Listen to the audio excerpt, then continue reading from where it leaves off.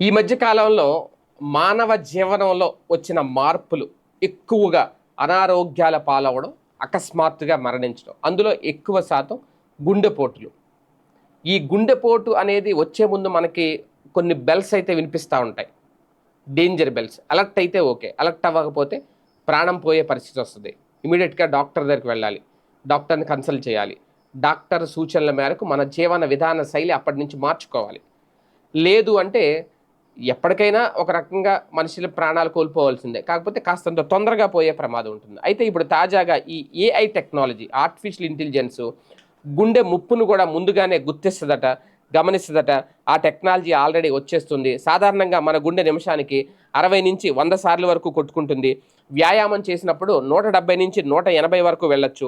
వ్యాయామం ఆపేయగానే మళ్ళీ సాధారణ స్థితికి వస్తుంది. అయితే అరిథ్మియా అనేది గుండెలోని విద్యుత్ వ్యవస్థలో అకస్మాత్తుగా వచ్చే కుదుపు లాంటిది. ఇది జరిగినప్పుడు కొందరిలో గుండె అతివేగంగా కొట్టుకుంటే మరికొందరిలో తక్కువగా స్పందిస్తోంది. కొందరిలో 2 ఉండొచ్చు. ఇలా జరగడానికి గుండె రక్తనాళాల్లో పూడికలు ఏర్పడడం అనేది ఒక ప్రధాన కారణంగా వైద్యులు చెప్తున్నారు. గుండె కింది గదుల్లో వేగం పెరిగినప్పుడు వెంట్రిక్యులర్ టాకీకార్డియా, దీన్ని వేటా అంటారు, దానికి దారితీస్తుంది. ఈ వీటీలో గుండె నిమిషానికి 300 సార్లకు పైగా కూడా కొట్టుకోవచ్చట ఈ వీటీ అనేది. ఇది సడన్గా కార్డియాక్ అరెస్ట్ లేదంటే సడన్ కార్డియాక్ డెత్లకు కూడా దారితీయచ్చు. గుండె లయలో లోపాలను నివారించడానికి 3 దశాబ్దాలుగా ఇంప్లాంటబుల్ కార్డియా వెర్టర్ లేదంటే డిఫిబ్రిలేటర్ అంటే ఐసిడి అంటారు దీన్ని.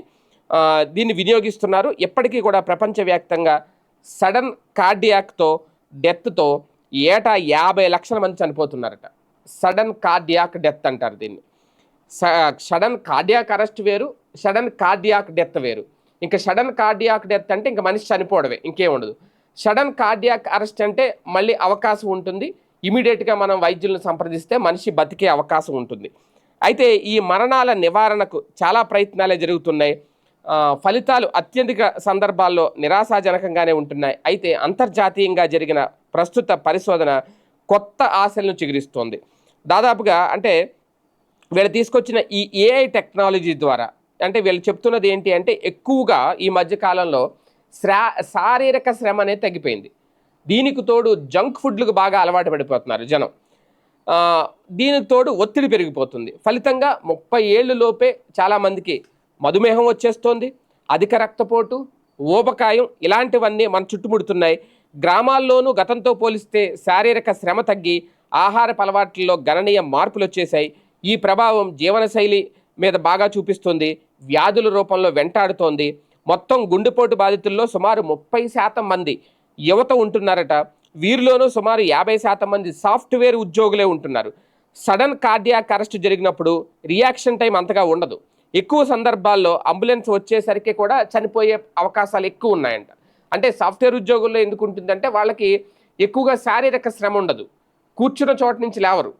ఇంక అక్కడే ఆ ల్యాప్టాప్ ముందే, ఆ కంప్యూటర్ల ముందే గంటల తరబడి కూర్చోవడం వల్ల, శారీరక శ్రమ లేకపోవడం వల్ల ఈ కార్డియాక్ అరెస్ట్ అనేది వచ్చే ప్రమాదం ఉంది అనేది, గుండెకు ముప్పు పొంచి ఉంటుంది అని నిపుణులు హెచ్చరిస్తున్నారు.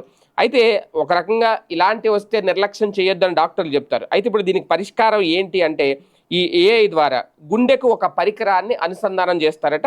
6 దేశాల్లో ఇప్పటికే దీనికి సంబంధించిన పరిశోధనలు నిర్వహించారు. ఈ పరిశోధనలో పాల్గొన్న వారికి 2 వారాల పాటు హోల్టర్ టెస్ట్ నిర్వహించారు. ఈ హోల్టర్ టెస్ట్ అంటే ఒక పరికరాన్ని గుండెకు అనుసంధానం చేసి శరీరం పై భాగంలో అమర్చారు. ఇది రోజులో గుండె కొట్టుకునే విధానాన్ని నమోదు చేస్తుంది. సాధారణంగా ఈసీజీ చేస్తే 15-20 సెకండ్లలో గుండె పనితీరును అంచనా వేసి చెప్తుంది. హోల్టర్ పరీక్షలో 14 రోజుల పాటు ఏం జరుగుతుందో ఎప్పటికప్పుడు రికార్డ్ చేసుకుంటుంది. అలా భారీగా సేకరించిన హోల్టర్ ఈసీజీలను ఏఐకి అనుసంధానించి డీప్ లెర్నింగ్ బేస్డ్ విధానంతో విశ్లేషిస్తారట. ఈ విధానం సడన్ కార్డియాక్ అరెస్ట్ కారణమయ్యే ఇందాక చెప్పాను కదా వీటి వెంట్రిక్యులర్ టాకీకార్డియా, దానికి సంబంధించిన ప్రమాదకరమైన సంకేతాలను 80% కంటే ఎక్కువ ఖచ్చితత్వంతో అంచనా వేస్తుందట. ఆల్రెడీ కొంతమందికి ఈ పరిశోధనలు చేశారు. ఆ అంచనా కూడా వేసింది. వాస్తవానికి ముందుగా కొన్ని లక్షణాలు అయితే గుర్తించవచ్చు. డాక్టర్లు చెప్తున్నది అందరిలో కాకపోయినా 50-60% మందిలో కొద్ది రోజుల ముందే ముందస్తు ముప్పు సంకేతాలు వస్తుంటాయట. గుండె నొప్పి లేదంటే ఛాతీ నొప్పి, ఆయాసం, గుండె దడ, కళ్ళు తిరగడం, బాగా నీరసించడం ఇలాంటివి కనిపిస్తుంటాయి. సాధారణంగా ఇవి తీవ్రంగా ఉంటే వెంటనే వైద్యుల వద్దకు వెళ్ళాలి. అయితే కొన్ని సందర్భాల్లో ఇవి స్వల్ప నుంచి మధ్యస్థంగా కూడా ఉంటాయట. వీటిని పట్టించుకోకుండా ఇవి సాధారణ లక్షణాలే అని వదిలేస్తే గనక తద్వారా ఉన్నట్టుండి ప్రాణాపాయ స్థితికి చేరుకునే అవకాశం కూడా ఉంటుంది అనేది. కాకపోతే గుండె జబ్బులు ఉన్నవాళ్ళు, లేదంటే గుండె జబ్బులు వస్తాయని భయపడే వాళ్ళు ప్రధానంగా చేయాల్సింది ఒకటే, ఎక్కువగా మధుమేహాలు, లేదంటే అధిక రక్తపోటు, కొలెస్ట్రాల్ బాధితులు, ఊబకాయం, అలాగే ఈ స్మోకింగ్ అలవాటు ఉన్నవాళ్ళు, నిత్యం ఒత్తిడిని ఎదుర్కొంటున్న వాళ్ళు, చాలామంది వ్యాయామానికి దూరంగా ఉంటున్నవారు, కుటుంబంలో ఎవరైనా గుండె జబ్బుతో చనిపోయి ఉంటే అటువంటి వారు ఈ విషయంలో జాగ్రత్తగా ఉండాలి. జీవనశైలిలో మార్పులు చేసుకోవాలి. రోజుకి కనీసం కనీసం 40 నిమిషాల వరకు శారీరక శ్రమ అయితే చేయాలట. ఆరోగ్యకరమైన ఆహారాన్ని తీసుకోవాలి. Junk food, fast food, cool drinks కంప్లీట్గా తగ్గించాలి. అలాగే ధూమపానం అలవాటు ఉంటే మానేయాలి. ఒత్తిడి తగ్గించుకోవాలి. రోజులో కనీసం 6 నుంచి 8 గంటలు నిద్రపోవాలట. ఇలా గనక చేస్తే మన ప్రాణాలను మనం కాపాడుకునే వాళ్ళం అవుతాం. ఇది తాజాగా వైద్య నిపుణులు చేస్తున్న హెచ్చరిక.